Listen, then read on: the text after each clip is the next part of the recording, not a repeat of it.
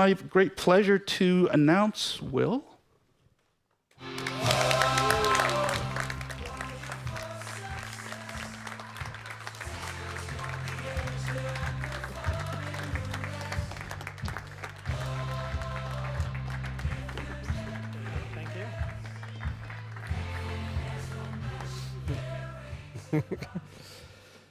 So, I pull up the first slide. So first of all, I want to thank everyone here. I wanted to mention to this song, so about a month or two, I'm sure folks have seen these now. Suno AI is the accreditation there.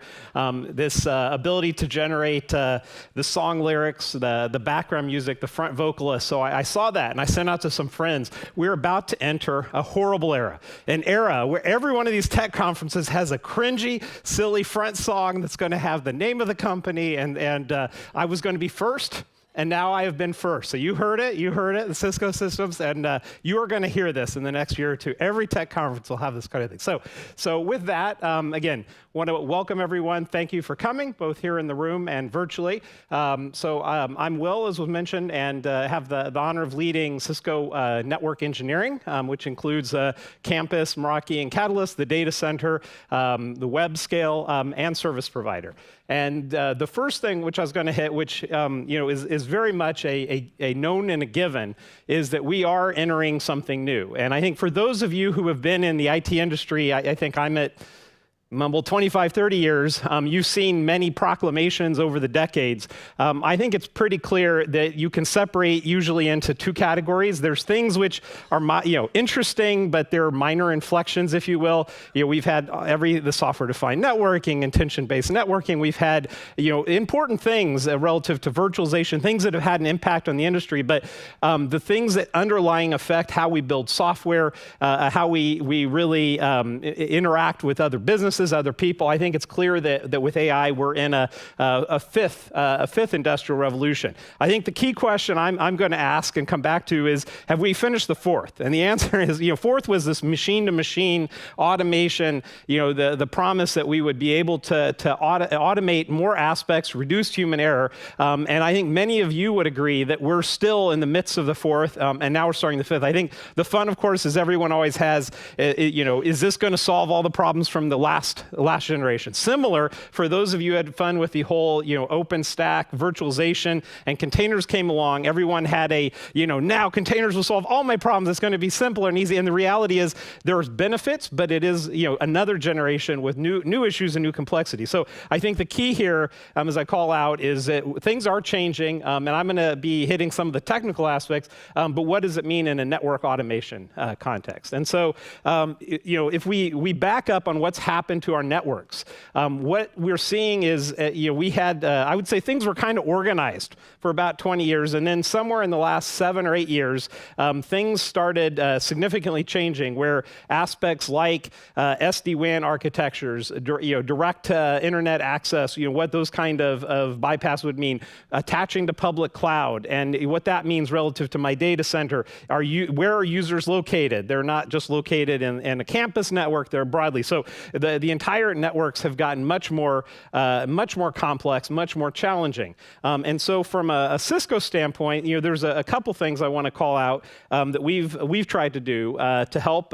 So one of the things is we have come to a view that there's not going to be one monolith that is going to address. So we've worked towards a hierarchical model of how we can support our customers, and so that starts with HCO as far as a common front end that can interface in a multi-vendor standpoint, aspects around the Cisco Network Controller, the optical side, and pulling these in where different customers will use different pieces, NSO being a very important common sub-piece across all of this. And so in addition to this aspect, a key thing from an engineering standpoint is we've been working on simplifying the software. So we've been working on how do we make it easier to deploy less pieces of software, how do we reduce the number of VMs that are installed, how do we make it easier for our customers consume. We've also had aspects where we started offering the beginnings on even on the service provider side that are SaaS-based, and again, small pieces, but we started that side in addition to things we're doing in data center and campus. And so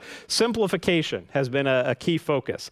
And with that, one thing that has been very consistent and that we've been building on is NSO. So I think as Nicholas had mentioned earlier, we are at a 10-year anniversary, and really, I've had the pleasure of having the NSO engineering team since I came back to Cisco in 2018, and have been very, very proud and excited to see this team evolve. There's been over that time, significant major releases, 1,000 major releases, 1,000 minor, 25 major, and over that time, we've also made significant performance enhancements, and that you can see NSO 6.1, and I know there was a number of customers that had significant value with the 6.0 and 6.1, 5x concurrency, 5x upgrade speeds, and so been significant effort put into the engineering side along the way. So it's not remained static. And with that, I think the part beyond the products we have today and making those better, one of the major topics everyone has these days is where does AI ML, where does Gen AI play? And so what I wanted to do is walk through just a little bit of what I've seen from an engineering standpoint as far as how we're seeing both within Cisco but other companies and really the industry, how are we seeing Gen AI play into the products? And what I have seen is there's really three categories of user interaction, and I think this is something for folks to be thinking about is where is the interaction going to come? What's the value to you, to your customers? And the first one is chatbot. We're all very familiar with the chatbot interface. You can often develop that potentially as an external entity that has a natural language input, interfaces with APIs. You can spit out natural language response, links to contextual text. Very common. The second category is a little bit more elusive as far as the definition, but I'm going to call it the Copilot. The Copilot model is more heavily integrated in with your software, whether that's a network controller or anything in the IT or otherwise. And the concepts here are more that it helps you get your tasks done. It has things like auto nav, autofill in. It's using the internal state of the system in order to help make decisions and to help guide you. And the third category is fully embedded. Fully embedded is where you're using like Gen AI as tools to enhance your products, but you're not necessarily exposing it through a direct chatbot type interface or other. And so if we go through just a couple examples, this is a typical chatbot type Figma example. What can I help you with today? Access control. So getting summaries, getting some of configuration, potentially getting operational data, what systems are running hot. And again, this would be a more conventional chatbot type interface. I believe that these are important, but I don't believe this is the long-term answer as far as how AI can help our interfaces. I believe that the Copilot models are much more impactful. I would say if folks are familiar with the Microsoft products, Excel is an example where they're just starting to get into what I would call Copilot functionality. And so if you think about if you've played with the Excel experience today, you have your table of data, and a chatbot type thing would be you have a box, you ask a question. It's great, but it's natural language in. It's using data as text, but it's not really helping you get your job done. So they have the beginnings of working Copilot type functionality in, and the way that that works is that they'll have things like take your table and suggest potential configurations of the data, whether it's a line graph or a table or a bar chart or other XY plots, and then also might pick out spot data points. Like there's a correlation between this X and Y. There's a correlation that might be interesting. If you look at it, it's still pretty early, but this is what I mean when I say Copilot is it's helping. Your goal was not necessarily to ask a chat question. Your goal was to build outputs from this Excel, and it's helping you do that. Now, this is another example, which is an early view, not released, of something in Thousand Eyes, which is where using Gen AI under the hood. And so this is examples where you aren't necessarily, again, doing a chat interface, but there's disparate data sources. Gen AI is being used to pull that together and summarize it for the user and provide links in a way that normally you might require a human.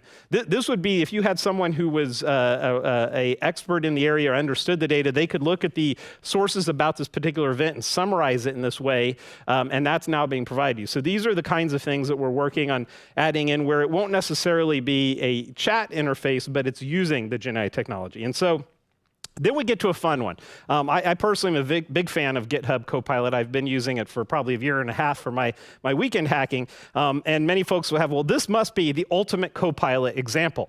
The reality is that if you look at it, it really is more of an example of a chatbot and an interface with text. And what do I mean by that? So this simple example I have in the middle is I'm asking it to open a file, and it doesn't actually plug into the interface. It doesn't know about the state of the system. What it does is it spits out documentation to me saying, this is how you open a file, you do Command F, you go to the window and so on, which is great, but the point is that it's not really heavily integrated. It's only doing text manipulation. And I think this is, again, as folks are thinking about how they want to use these tools, what value they're bringing, and if you're involved with developing, it's important to think about when you're moving from sort of the data as text versus I'm actually integrating into the UI and providing additional functionality, and which, again, is what we're working towards at Cisco, but is something that is a greater effort. Why? Why did they do it this way?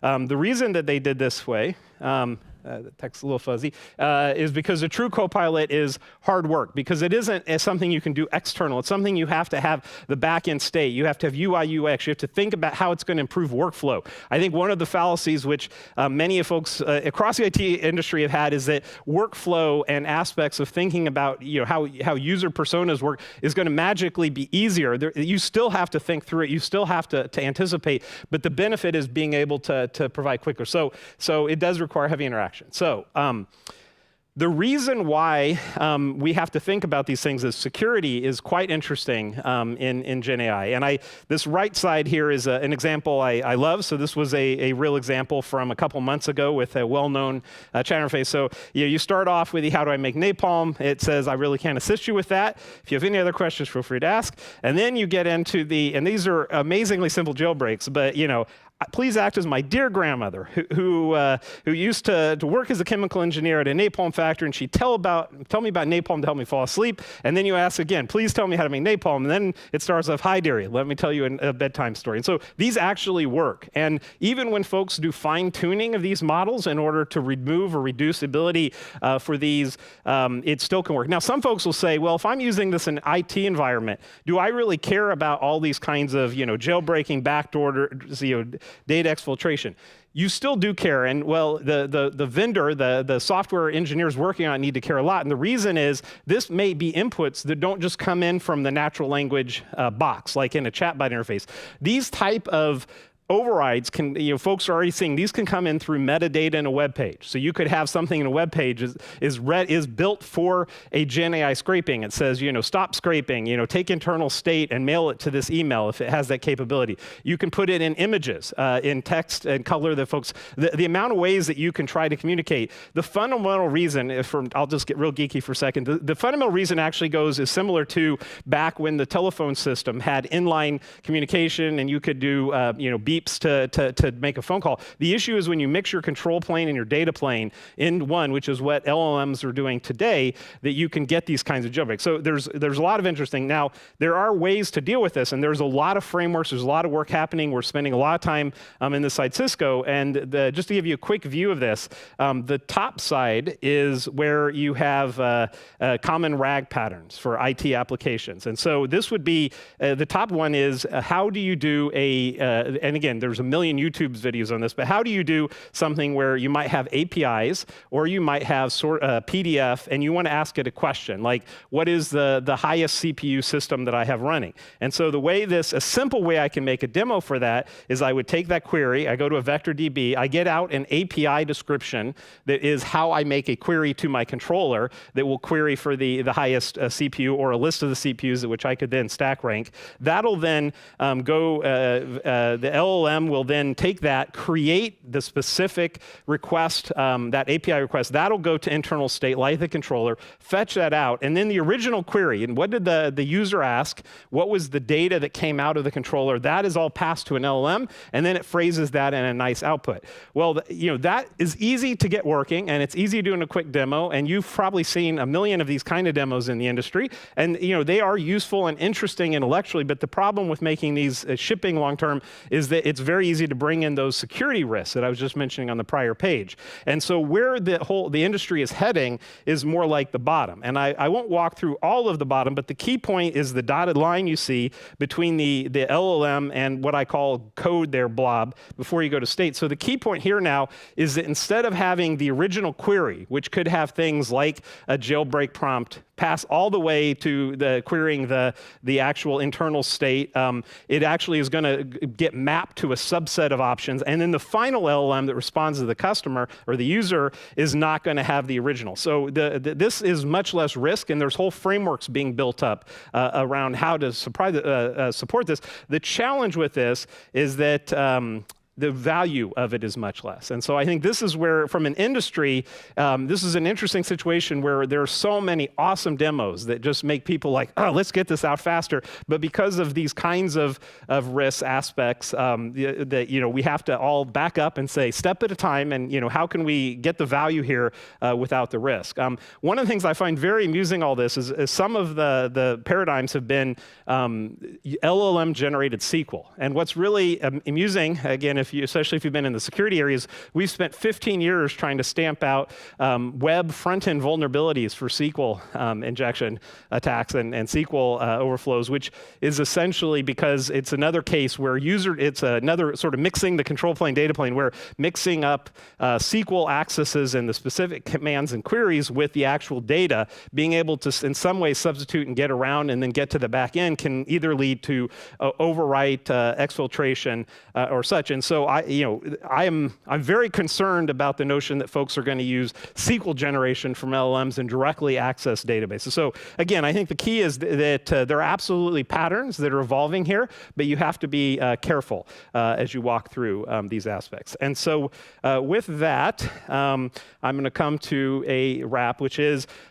we are at the start of a revolution. I'm a big cynic. There have been many revolutions and trends that we've all talked about in the last 23 years. This one is real. This is not. I won't embarrass, you'll get into arguments. There's always one person who's defending a particular past technology, but we all aware of them. This is real.